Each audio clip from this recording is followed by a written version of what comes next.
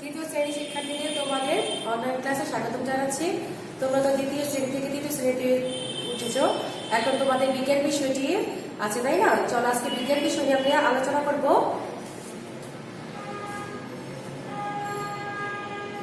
বিজ্ঞান বিষয়ের ইতিমধ্যে 2টা অধ্যায় চলে গেছে, তাই না? অধ্যায় 1, 2। আজকে আমি অধ্যায় 3 নিয়ে আলোচনা করব, বিভিন্ন ধরনের পদার্থ। সবাই তোমরা তৃতীয় অধ্যায়টি খুলে বসো, বইটি নিয়ে বসো, দেখো মিস কি পড়াচ্ছি তার সাথে বুঝে নাও।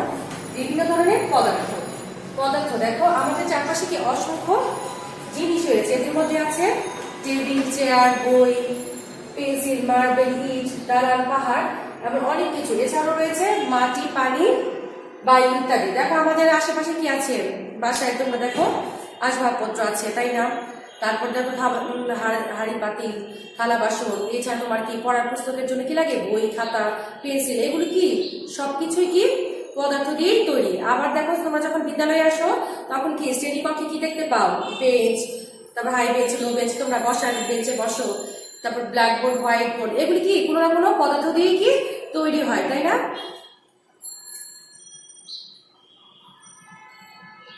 দেখো জিনিসগুলো তৈরির উপাদান আমরা একটা ছক দেখতে পাচ্ছি, তাই না? এই যে দেখো বেঞ্চ, বেঞ্চ কি কাঠ কাটা প্যারে তৈরি হয়। এখানে লিখতে পারো তুমি খাতা কি কাগজ দিয়ে তৈরি হয়, তাই না? যেমন কি যদি কাচের গ্লাস নাও তো কি কাঁচ দিয়ে তৈরি হয়। চেয়ার টেবিল কি হয়, কাঠ দিয়ে তৈরি হয়। এই বক্সটা তোমরা ছকটা কি বাসায় করবে, ঠিক আছে? দেখো পদার্থ কি, পৃথিবীর সবকিছু কোনো না কোনো পদার্থ দিয়ে তৈরি হয়, তাই না? চেয়ার, টেবিল, ব্ল্যাকবোর্ড, পানির গ্লাস, এগুলি সবই পদার্থ দিয়ে তৈরি। কাঠ দিয়ে তৈরি হয় কি চেয়ার, এই যে আমরা একটা চেয়ার হিসেবে দেখতে পাচ্ছি, এই চেয়ার কি কাঠ দিয়ে তৈরি হয়, তাই না? কাঠ দিয়ে তৈরি হচ্ছে। আবার কাঁচের একটা গ্লাস যে তুমি পানি খাও, সেই গ্লাসটা কিসের তৈরি, কাঁচ দিয়ে তৈরি, তাই না? যে আবার কাঁচ তৈরি হয় পানির গ্লাস। পদার্থের ওজন আছে এবং কি করে জায়গা দখল করে। এই যে চেয়ারটা দেখতে পাচ্ছ, গ্লাসটা দেখতে পাচ্ছ, বা তোমার যে কোনো পদার্থের যে তৈরি কোন একটা জিনিস, সেগুলা কি পদার্থ কি করে ওজন আছে। দেখো গ্লাসটার আর চেয়ারে কি ওজন আছে না? আবার দেখো জায়গা দখল করে, ওরা কি জায়গা দখল করেছে না? একটা গ্লাসে যতটুকু জায়গা প্রয়োজন অতটুকু জায়গা নিয়েছে। আবার কি চেয়ার টেবিল বলো, সেগুলি কি অনেকই নির্দিষ্ট একটা জায়গা দখল করে থাকে, তাই না? তাহলে আমরা বুঝতে পারলাম যে পদার্থের কি আছে, ওজন আছে। পদার্থের কি দেখো এগুলো কি ওয়েট আছে না, এগুলো কি ওজন আছে, তাই না? ওয়েট মানে কি ওজন, ওজন আছে আর কি হয় জায়গা দখল করে। দেখো পদার্থের বৈশিষ্ট্য, সকল পদার্থের কিছু সাধারণ বৈশিষ্ট্য আছে। এগুলো হচ্ছে আকার, আকৃতি ও আয়তন। দেখো এদের ওজন আছে, আমরা ইতিমধ্যে বুঝতে পারলাম যে প্রত্যেকটা জিনিস নিয়ে তুমি হাতে দেখো, কোনটা ভারী কোনটা হালকা, তার মানে কি এক একটার ওজন এক এক রকমের, তাই না? এবং কি জায়গা দখল করে, কোনোটা অনেক ভারী, কোনোটা হালকা, কোনোটা গোল, কোনোটা কি চৌকা। দেখো কোনোটা নরম, কোনোটা কি শক্ত। এখানে দেখো একটা ভারী ইটের, আবার কি বেলুন নিয়ে দেখলে হাতে কি হয় একদম হালকা, নরম লাগে না, একদম হালকা ওজনটা। তার মানে কি ইটের ওজনটা কি বেলুনের চেয়ে বেশি। তার মানে কি এক এক পদার্থ এক এক ওজন নিয়ে তৈরি। যেমন ইটটা হচ্ছে ভারী আর বেলুন গুলা কি হালকা, তাহলে কি ওর ওজন আছে, ওরও কি ওজন কিন্তু আছে, তাই না? কিন্তু হালকা ওজনে। তারপর আকৃতি দেখো, এই যে ঘনক আকৃতি দেখতে পাচ্ছি, আবার গোলাকার আকৃতি দেখছো। তোমাদের যে ম্যাপটা থাকে, ফুটবল থাকে, সেগুলো কি গোলাকার। ঘনকটা দেখতে পাচ্ছ, যেগুলি নিয়ে আমরা কি করি বাসায় খেলি না সবাই, এগুলি কি এই ঘনকটা হচ্ছে চারকোণাকার, তাই না? মানে কি গোল আছে, লম্বা জিনিসের যেমন কি আমাদের লম্বাও আছে, তাই অনেক আকৃতি ধারণ করতে পারে। যেমন আয়তন, এখন দেখো এই আয়তন বলতে কি বোঝাচ্ছে এখানে, দেখো এখানে গ্লাসটা কি সম্পূর্ণ ভরা আছে, তার মানে কি এটা বেশি আয়তনে, তাই না? আবার কি কম গ্লাসে সেটা কি কম, তার মানে আয়তনটা আমরা বুঝতে পারছি কি কোনোটা বেশি থাকে, কোনোটা আবার কম হয়। তাহলে এক একটা ওজন, আকৃতি বা আয়তনের কি ভিন্নতা আছে, তেমনি পদার্থেরও বিভিন্ন আকৃতি, ওজনের, আয়তনের কি বৈশিষ্ট্যের কারণে কি ভিন্নতা দেখা যায়, তাই না?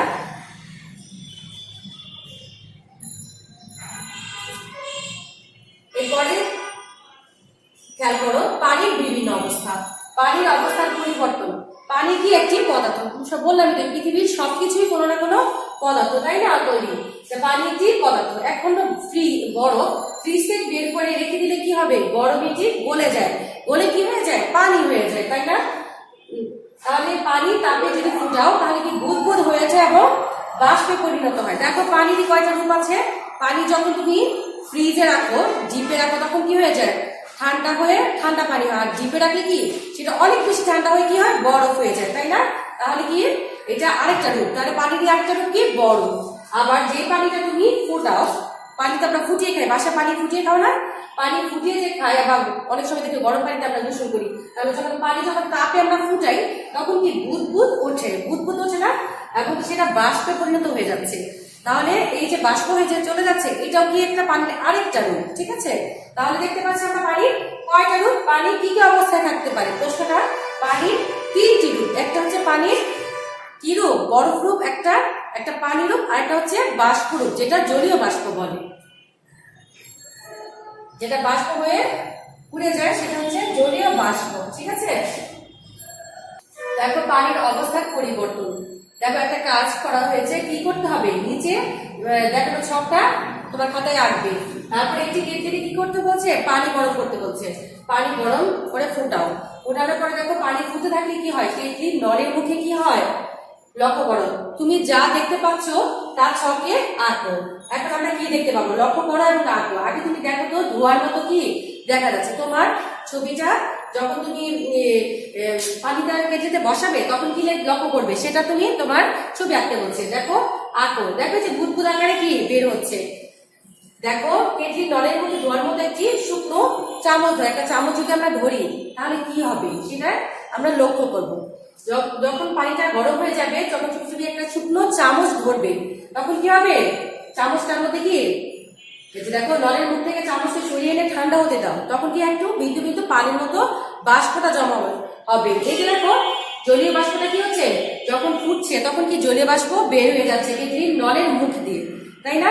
সেটার মধ্যে যদি শুকনো একটা চামচ ধরো তখন কি হবে?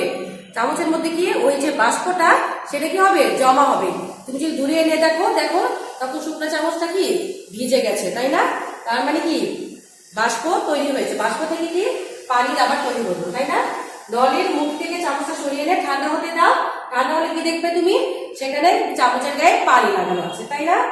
আচ্ছা, চামচের গায়ে কি লেগে আছে লক্ষ্য করো, সেটাই হচ্ছে পানি, তাই না?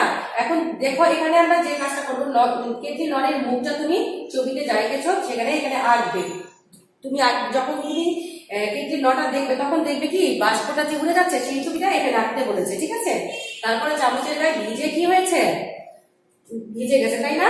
মানে বাষ্প হয়ে চামচে দেখা যাচ্ছে, তাই না? কেটলি কিন্তু ধরবে না, অনেক গরম। কেটলিটা কি হবে? যখন তোমার পানিটাতে চুলাতে বসিয়েছো তখন কি অনেক কি গরম হয়ে গেছে না? কেটলির মুখের কাছে মুখ নিবে না। মুখ নিলেও কি হবে?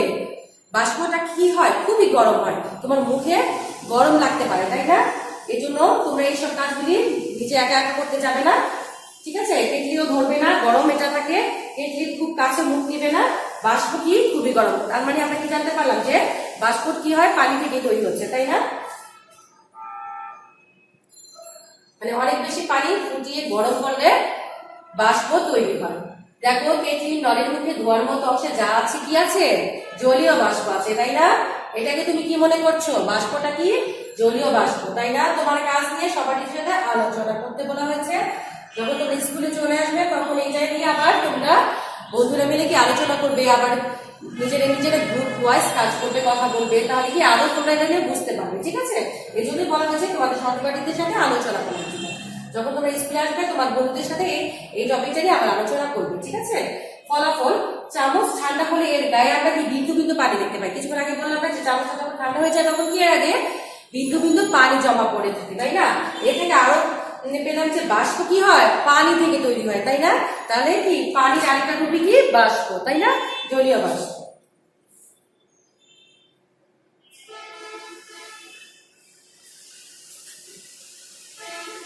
পরে দেখো সার সংক্ষেপ, এখানে কি বলা হয়েছে দেখো, খেয়াল করো। এই যে জলীয় বাষ্পটা চলতে যাচ্ছে ছবিতে কি দেখতে পাচ্ছ? জলীয় বাষ্প কি দেখা যাচ্ছে না, খালি ধোঁয়াটা দেখা যাচ্ছে। ধোঁয়ার মতো অংশটা কি? জলীয় বাষ্প। অ্যাকচুয়ালি জলীয় বাষ্প দেখা যায় না, ওই যে ধোঁয়ার মতো অংশটাই গিয়ে বুঝে নিতে হচ্ছে যে এটা জলীয় বাষ্প, তাই না? জলীয় বাষ্প ভিতরেও আছে কিন্তু এটা দেখা যাচ্ছে না, তাই না? কেটলির ভিতরে। সার সংক্ষেপ, দেখো পানি বেশি গরম হলে বুদবুদ উঠতে থাকে, তাই না? তখন কি পানি ফোটে, বুদবুদের পানির বাষ্প থাকে যা দেখা যায় না। পানির এই না দেখা অংশকে কি বলা হয়? জলীয় বাষ্প। জলীয় বাষ্প ঠান্ডা হলে ছোট ছোট পানি কণা জমে ধোঁয়ার মতো উড়ে ধোঁয়ার মতো হয়। এই ধোঁয়ার মতো অংশ আবার বাতাসে মিলে অদৃশ্য হয়ে যায়। এভাবে পানি জলীয় বাষ্পে পরিণত হয়। এই যে আমরা কেটে থেকে যে পানিগুলো দেখছি এগুলো প্রচন্ড গরম হয়ে গেছে, গরম হয়ে গিয়ে ধোঁয়ার মতো উড়ে যাচ্ছে, জলীয় বাষ্প কিন্তু দেখা যায় না। এই ধোঁয়াটাই কি অ্যাকচুয়ালি জলীয় বাষ্প। দেখো আবার বাতাসে মিলে অদৃশ্য হয়ে যায়। এখন আমরা চামচে নিয়ে না দেখতে পেলাম যে পানিটা আছে চামচের গায়ে লাগানো, কিন্তু যখন উড়ে চলে যায় তাহলে কি এটা কি আর উড়ে চলে যায়? এটা দেখা যায় অদৃশ্য হয়ে মিলে যায় না? এভাবে কি পানি জলীয় বাষ্পেও পরিণত হয়। তাহলে আমরা ফ্রিজে রেখে যেমন পানিকে বরফ করতে পারি, তেমন কি আরো গরম করে কি করতে পারি? পানিটাকে আমরা জলীয় বাষ্প পরিণত করতে পারি। তাহলে পানির কয়টা রূপ বুঝতে পারলাম? পানির তিনটা রূপ, একটা হচ্ছে বরফ, একটা হচ্ছে পানি, আরেকটা হচ্ছে জলীয় বাষ্প। অনেক বেশি ঠান্ডা হলে কি হয়ে যায়? বরফ হয়। আর পানি তো নর্মালি তরল পদার্থ, তাই না? আর এটা হচ্ছে জলীয় বাষ্প। ঠিক আছে, দেখো পানির তিন অবস্থা, যেটা আমি কিছুক্ষণ আগে তোমাদেরকে বললাম। এখন টপিকটার সাথে মিলিয়ে নাও। উত্তাপ দিয়ে, মানে উত্তাপ বলতে কি এখানে বুঝেছে? তাপ। তাপ দিয়ে এবং ঠান্ডা করে আমরা পানিকে জলীয় বাষ্প, তরল পানি এবং বরফ এই তিন অবস্থায় পরিবর্তন করতে পারি। এই যে কিছুক্ষণ আগে বললাম যে অনেক বেশি উত্তাপ দিলে কি হবে? উত্তাপ দিলে কি আমরা পাচ্ছি? জলীয় বাষ্প। আবার যদি ঠান্ডা করি তাহলে ঠান্ডা পানি হচ্ছে, কিন্তু অনেক বেশি ঠান্ডা করলে আমরা কি পাবো? বরফ পাবো। তাহলে তিনটা অবস্থায় আমরা পেলাম। জলীয় বাষ্প আমরা দেখতে পাই না। উত্তাপে পানি জলীয় বাষ্পে পরিণত হয়। উত্তাপে কি হয়? যখন উত্তাপ বলতে তাপ বোঝাচ্ছে, অনেক বেশি তাপ দিয়ে তাহলে কি হয়? পানি জলীয় বাষ্পে পরিণত হয়। এটা হচ্ছে পানির বায়বীয় অবস্থা।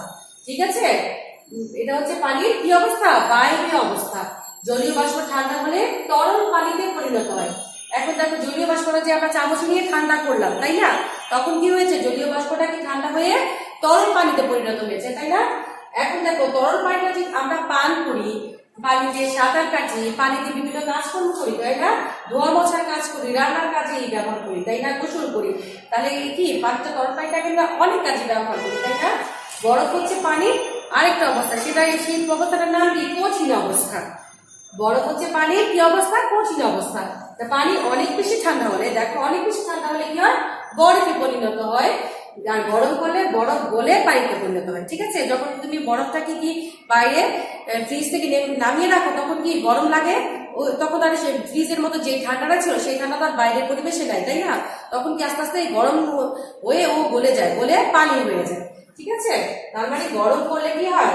তুমি নর্মালি নামিয়ে রাখলে তো গরম হতে হতে গিয়ে এটা বরফটা গলে পানি হয়ে যায়, পানিতে পরিণত হয়। এরপরে দেখো দেখো এই যে বরফটাতে ছবিটাতে দেওয়া আছে, এটা কঠিন অবস্থা, তাই না? এটাকে কি করেছে? আমরা যখন তাপে দিয়েছি তখন এটা কি তাপেতে পানিতে পরিণত হয়ে গেছে। দেখো রূপটা কিভাবে চেঞ্জ হলো। যখন বরফটা কঠিন ছিল তখন তাপ দিয়ে আমরা তরল পানিতে পরিণত করেছি। আবার যখন পানিটাকে আরো বেশি তাপ দিই, যে কেটলিতে যে পানিটা তাপ দিলাম, তখন কি হয়ে যায়? জলীয় বাষ্প হয়ে যায়, যেটা উড়ে চলে যায়, অদৃশ্য হয়ে যায়, মিশে যায় বাতাসে, যেটা দেখা যায় না। সেই অবস্থাটা হচ্ছে জলীয় বাষ্প, তাই না? আবার দেখো সেই জলীয় বাষ্পটাকে যে চামচের মাধ্যমে আমরা নিয়েছিলাম, দেখেছো? সেই অদৃশ্য অংশটাকে নিয়ে আবার কি করলাম? ঠান্ডা করেছে। তখন কি আবার চামচের মধ্যে বিন্দু বিন্দু জমা হয়েছে পানিটা, তাই না? তখন কি আবার আমরা পানি পাবো। তাহলে কি ঠান্ডা করলে আবার পানি পাচ্ছি। আবার এই পানিটাকে যদি আরো অনেক বেশি ঠান্ডা করি, দেখো সেটা আবার বরফে পরিণত হয়ে যাচ্ছে। তাহলে দেখো তাপের কারণে এটা বরফটা পানি থেকে জলীয় বাষ্প, আবার ঠান্ডা করার কারণে জলীয় বাষ্পটাই হচ্ছে পানি আরো বেশি ঠান্ডা করার কারণে বরফে পরিণত হচ্ছে, তাই না? দেখো এই ঠান্ডার পানি তাপের তাপতরলের কারণে কি এই তিনটা রূপ আমরা দেখতে পাচ্ছি। এরপরে দেখো কি আছে? পদার্থের তিন অবস্থা। আমাদের পরিবেশে পদার্থ বিভিন্ন অবস্থায় কি পাওয়া যায়। দেখো সকল পদার্থ তিন অবস্থায় পাওয়া যায়, যেমন কঠিন, তরল, বায়বীয়। দেখো কঠিন, তরল, বায়বীয় আমাদের কি সকল পদার্থ কয় অবস্থায় পাওয়া যায়? তিন অবস্থায়। হ্যাঁ, দেখো তিন অবস্থা বলতে যেমন একটা পাথর, ইট, বই, এগুলি কি কঠিন পদার্থ, তাই না? যে কঠিন পদার্থের নির্দিষ্ট আয়তন থাকে, আকার থাকে। যেমন পাথর, দেখো পাথর নিজে নিজে তার আয়তন আকার পরিবর্তন করে না। উঁচু স্থান থেকে এক খন্ড পাথর যদি নিচে ফেলে দাও, ফেলে এর আয়তন এবং আকার একই থাকে, তাই না? বরফ, টেবিল, পেন্সিল, ইট ইত্যাদি এগুলি কি কঠিন পদার্থ। এই কঠিন পদার্থটা আমরা আবার একটু বুঝি। দেখো এখানে উদাহরণের মাধ্যমে তোমাদের ছবিতে দেওয়া আছে একটা কি পাথর। পাথরের কি আকার আয়তন ধরে নিলে ওজন হবে না? ওজন হবে, জায়গা দখল করবে, যেটা পদার্থের বৈশিষ্ট্য, কিন্তু এটা নির্দিষ্ট আছে, ওর কি আকার আয়তন আছে, নির্দিষ্ট আকার আয়তন আছে। ও যদি উপর থেকে উপরে যায় তার ফেলো, তারপরে কি ওর আকার আয়তনে কিন্তু পরিবর্তন হচ্ছে না, ও যেমনই ছিল তেমনই ওর আকার আছে, তাই না? তার মানে কি ওর নির্দিষ্ট আকার এবং আয়তন থাকে, কঠিন পদার্থের নির্দিষ্ট আকার আয়তন থাকে, এই জিনিসটা তোমাদের খেয়াল রাখতে হবে, ঠিক আছে? তারপরে দেখো এমনই ভাবে বরফ, পেন্সিল, ইট এগুলো কি কঠিন পদার্থের উদাহরণ। তারপরে চলো আমরা তরল পদার্থে যাই। দেখো তরল পদার্থের নির্দিষ্ট আয়তন আছে কিন্তু নির্দিষ্ট আকার থাকে না। এই এই যে পদার্থটা, সেই পদার্থ কি আয়তন থাকবে নির্দিষ্ট, কিন্তু আকার নির্দিষ্ট থাকবে না। তরল পদার্থ যে পাত্রে রাখা হয় সেই পাত্রের আকার ধারণ করে। যেমন উদাহরণস্বরূপ বলা হয়েছে ফলের রস। দেখো আমি তোমাকে এই ছবিটা দেখিয়ে দিচ্ছি। ফলের রস গ্লাসে ঢাললে কি গ্লাসের আকার ধারণ করেছে, তাই না? গ্লাসের আকার ধারণ করেছে। আবার টেবিলের উপর ঢাললে যদি পড়ে যায় তখন কি এটা চারিদিকে ছড়িয়ে যায়, তখন কি ও কি ওর নির্দিষ্ট আকার রাখতে পেরেছে না, ও কিন্তু ওর আকার পরিবর্তন হয়ে গেছে। যেমন আমরা পানি বালতিতে নিলে একরকম, গ্লাসে নিলে একরকম, তারপর যদি তুমি জগে নাও তারপরে কি আকারগুলি কি চেঞ্জ হচ্ছে। পানির আকার কি বালতিতে, জগে, মগে, তুমি গ্লাসে যেখানে নাও না কেন, ওদের আকার এই যে বস্তুটার উপর রাখছি সেইটার উপর ভেরিয়েশন করছে, মানে তারতম্য হচ্ছে, ও পরিবর্তন করতে পারছে ওর আকারটা, তাই না?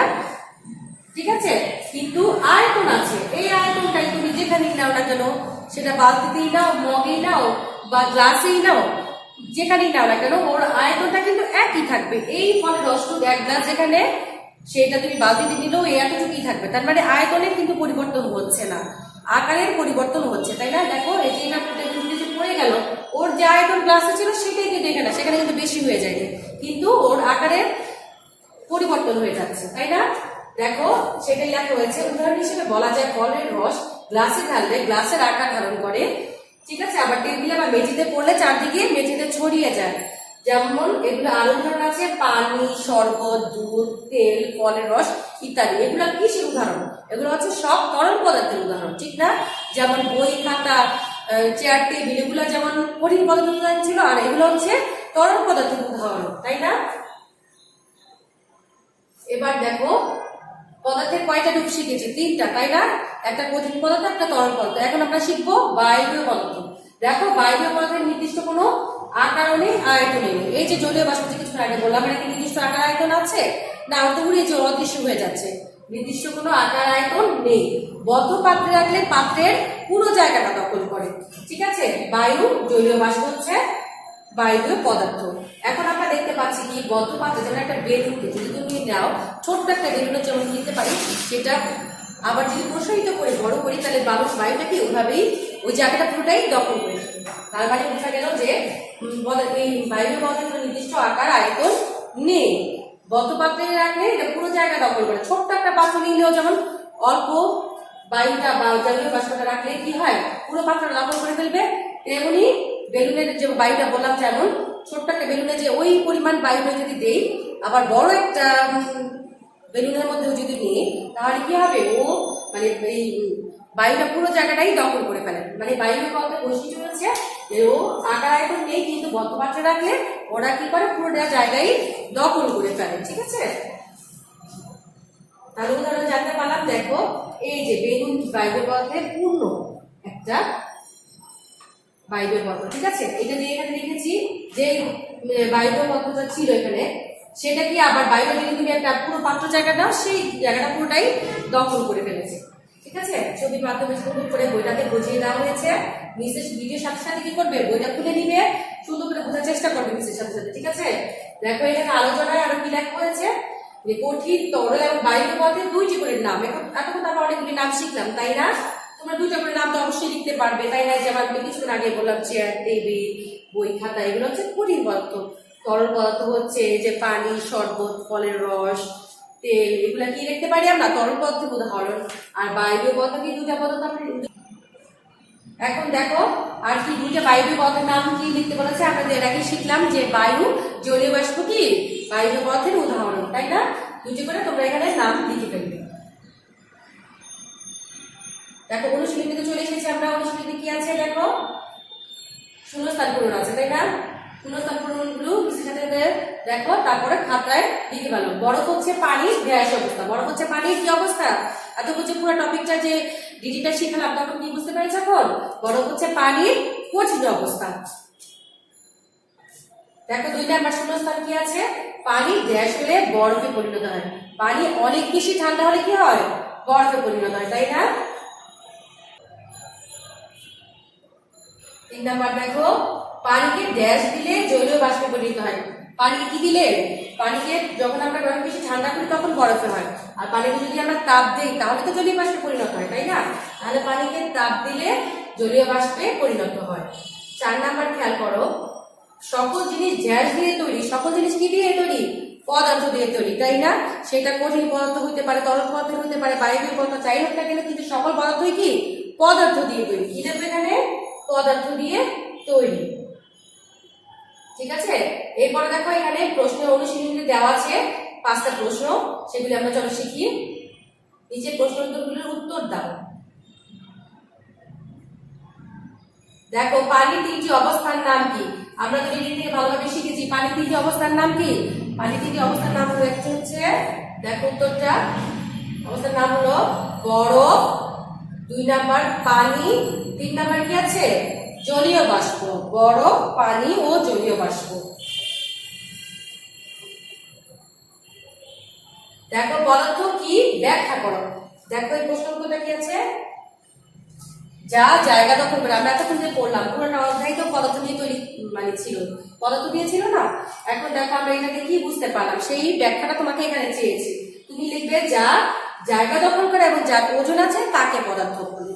যেমন আমরা কি এতক্ষণ কি বললাম, সবকিছু লিখি যে কোনো পদার্থ কি জায়গাটা দখল করে, তাই না? যে কোনো জায়গা নেয়, ওর ওজনও আছে, ঠিক আছে? সকল পদার্থের কিছু সাধারণ ধর্ম আছে, কিছু ধর্ম আছে, যেমন সেগুলির আকার, আকৃতি, আয়তন। যেমন কোনো কোনো পদার্থের আকার থাকে, কোনো নির্দিষ্ট আকার আকৃতি থাকে না, কিন্তু আয়তন আছে সবারই, তাই না? তার মানে এই বৈশিষ্ট্যগুলো কি সাধারণ বৈশিষ্ট্য। পৃথিবীর সব কিছুই কোনো না কোনো পদার্থ দিয়ে তৈরি। পৃথিবীর সবকিছু কি আমরা এতক্ষণ যে শিখলাম, সব পদার্থই কোনো না কোনো পদার্থ দিয়ে তৈরি। যেমন পানি, এখানে ইট, বায়ু, চেয়ার, টেবিল ইত্যাদি দেওয়া আছে, তোমরা যে কোনো উদাহরণে দিতে পারো, যে কোনো যেমন গুলাকে তোমরা চেঞ্জ করেও যেগুলি লিখতে পারো, কিন্তু এইভাবে লিখতে যে জায়গা দখল করে এবং যার ওজন আছে তাকে পদার্থ বলে। সকল পদার্থে কিছু সাধারণ ধর্ম আছে, সেগুলো হলো আকার, আকৃতি ও আয়তন। পৃথিবীর সবকিছু কোনো না কোনো পদার্থ দিয়ে তৈরি, যেমন পানি, চেয়ার, টেবিল, বায়ু, ইট ইত্যাদি। ঠিক আছে, এরপর দেখো কঠিন এবং তরল পদার্থের মধ্যে 2টি পার্থক্য লিখতে বলছে। উত্তরটা দেখো, কঠিন এবং তরল পদার্থের মধ্যে পার্থক্য হলো, এভাবে শুরু করে তারপর 2টা পার্থক্য লিখবে। দেখো কঠিন পদার্থে কি আমরা জানি, কঠিন পদার্থের নির্দিষ্ট আয়তন আকার আছে, কিন্তু তরল পদার্থের আয়তন আছে, আকৃতি কি মানে নির্দিষ্ট আকার নেই। কিন্তু যেমন আমরা পানিটা দেখতে পেলাম না, যে পানি কি ঢাললে কি হয়, বিভিন্ন আকার, যে বিভিন্ন জায়গায় কি আয়তন এক থাকে কিন্তু আকারে পরিবর্তন হয়, তার মানে নির্দিষ্ট আকার নেই। আর কঠিন পদার্থের আমরা জানি আয়তাকার, আয়তন দুটাই নির্দিষ্ট থাকে। ঠিক আছে, এটা তো আমরা রিডিং থেকেও শিখলাম, তাই না?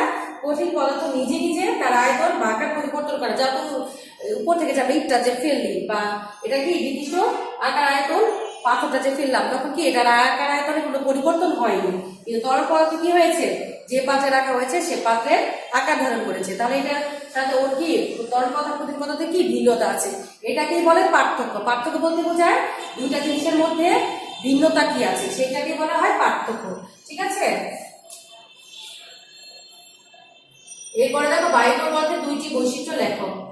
দেখো বায়বীয় পদার্থের 2টি বৈশিষ্ট্য হলো, 1 নাম্বার কি আছে, 1 নাম্বার হলো বায়বীয় পদার্থের নির্দিষ্ট কোনো আকার আয়তন নেই। ঠিক আছে, নির্দিষ্ট কোনো আকার আয়তন বায়বীয় পদার্থের নেই।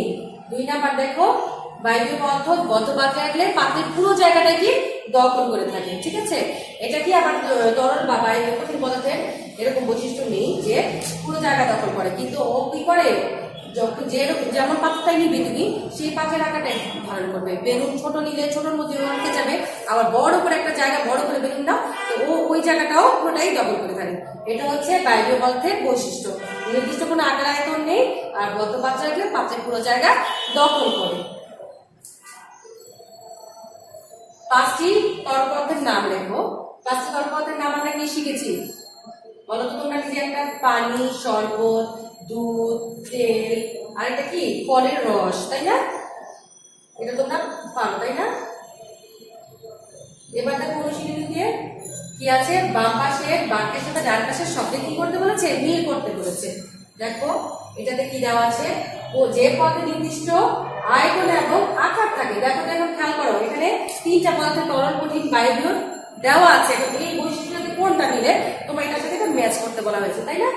দেখো যে পদে নির্দিষ্ট আয়তন এবং আকার থাকে, কোন পদার্থের শুধুই নির্দিষ্ট আকার আয়তন থাকে। দেখো একটু খেয়াল করে দেখো তো, কঠিন পদার্থের, তাই না? তাহলে কি হবে, যে পদার্থে নির্দিষ্ট আকার এবং আয়তন থাকে সেটা হচ্ছে কঠিন পদার্থ, তাই না? আবার যে পদে একটি বদ্ধবাচক পুরো জায়গা দখল করে সেটা কি তরল পদার্থ, কঠিন পদার্থ না বায়বীয় পদার্থ? হ্যাঁ, বায়বীয় পদার্থটা হবে, কারণ আমরা জানি তরল পদার্থ, কঠিন পদার্থ পুরো জায়গা দখল করে। দখল করে কে? বায়বীয় পদার্থ। বদ্ধবাচক রাখলেও কি পুরো জায়গা দখল করে? বায়বীয় পদার্থ। যে পদার্থে নির্দিষ্ট আয়তন আছে এবং নির্দিষ্ট আকার নেই, তাই না? নির্দিষ্ট আকার নেই কোন পদার্থে বলো তো? তরল পদার্থ, তাই না? তাহলে এটার উত্তরটা কিভাবে দেখা যায় দেখো।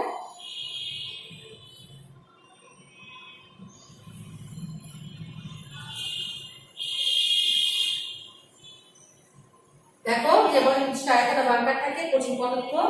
তারপরে আছে 2 নাম্বারটা দেখো, যে পথে একটি বদ্ধপাত্র পুরো জায়গা দখল করে বায়বীয় পদার্থ। 3 নাম্বার হচ্ছে যে পথে নির্দিষ্ট আয়তন আছে কিন্তু নির্দিষ্ট আকার নেই, তরল পদার্থ। এইভাবে তোমরা লিখবে, কোনো মাঝখানে কোনো দাগ হাইফেন কিছু দিবে না, ঠিক আছে? বাংলা লেখার সময় লাইনগুলো পুরো সম্পূর্ণ এভাবেই লিখবে। অতিরিক্ত শূন্যস্থান কিছু তো বই তোমাদের দেওয়া আছে, আমি কিছু অতিরিক্ত শূন্যস্থান প্রশ্ন তৈরি করেছি তোমাদের জন্য, সেগুলো একটু শিখে নাও।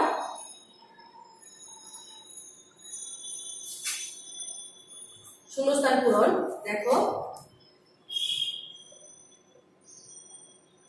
পানি একটি ড্যাশ পদার্থ, পানি একটি তরল পদার্থ, তাই না? দেখো কি লেখা আছে এখানে, তরল পদার্থ। 2 নাম্বারে কি দেওয়া আছে, গ্যাস দিয়ে তৈরি হয় পানির গ্লাস। পানির গ্লাস কি দিয়ে তৈরি হয়? কাঁচ দিয়ে, তাই না? কাঁচ দিয়ে তৈরি হয় পানির গ্লাস। 3 নাম্বার খেয়াল করো, বাষ্প খুবই গরম, নাকি না ঠান্ডা হবে? বাষ্প কি খুবই গরম, তাই না? কি লিখবে, বাষ্প খুবই গরম হবে, তাই না? 4 নাম্বার দেখো, ড্যাশ আমরা দেখতে পাই না। আমরা কি দেখতে পাই না? কিছুক্ষণ আগে যে পড়লাম আমরা, জলীয় বাষ্প দেখতে পাই না, তাই না? জলীয় বাষ্প কি দেখা যায়? তাহলে কি হবে, জলীয় বাষ্প আমরা দেখতে পাই না। 5 নাম্বারে দেখো, ড্যাশ নির্দিষ্ট আয়তন এবং আকার থাকে। কার নির্দিষ্ট আকার আয়তন থাকে? কঠিন পদার্থে, তাই না? তাহলে এখানে কি লিখবো, কঠিন পদার্থ। কঠিন পদার্থের নির্দিষ্ট আয়তন এবং আকার থাকে। তাহলে শূন্যস্থানগুলো অতিরিক্তগুলা শিখে ফেলবে, ঠিক আছে? 6 নাম্বার দেখো, জলীয় বাষ্প ড্যাশ পদার্থ। জলীয় বাষ্প কি? বায়বীয় পদার্থ। কি হবে? বায়বীয় পদার্থ, ঠিক আছে? শূন্যস্থানগুলি বইয়ের সাথে সাথে কি করবে, অতিরিক্তগুলাও শিখে ফেলবে, নোট ডাউন করে। এখন দেখো আমরা অতিরিক্ত শূন্যস্থান শিখে ফেললাম, তাই না? এখন কি করবো, অতিরিক্ত প্রশ্নোত্তর। চলো এবার অতিরিক্ত প্রশ্নোত্তরগুলো শিখে নিই।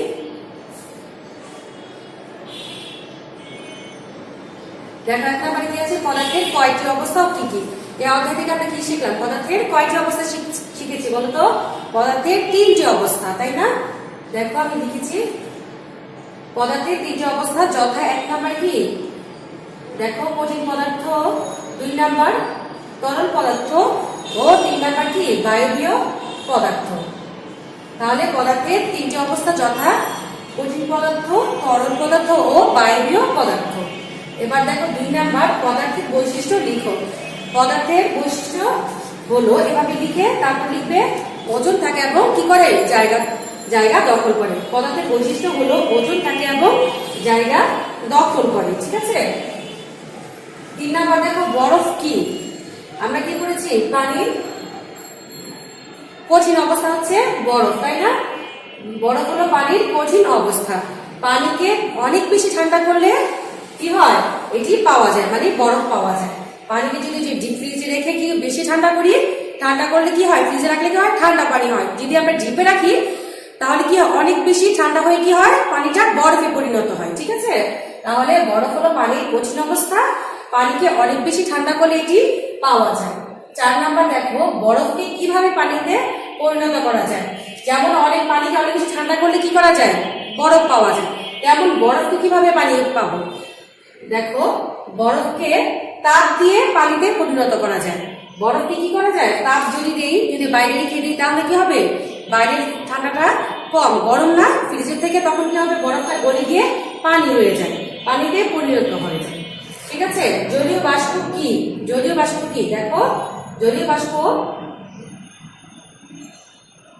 জলীয় বাষ্প হলো পানির কি কি অবস্থা, বায়বীয় অবস্থা। জলীয় বাষ্প হলো পানির বায়বীয় অবস্থা। তিনটা অবস্থাতে শিখেছে পানি, তাই না? একটি বরফ, একটি হলো পানি, আরেকটি হলো জলীয় বাষ্প। তাহলে পানি হলো জলীয় বাষ্প হলো পানির বায়বীয় অবস্থা।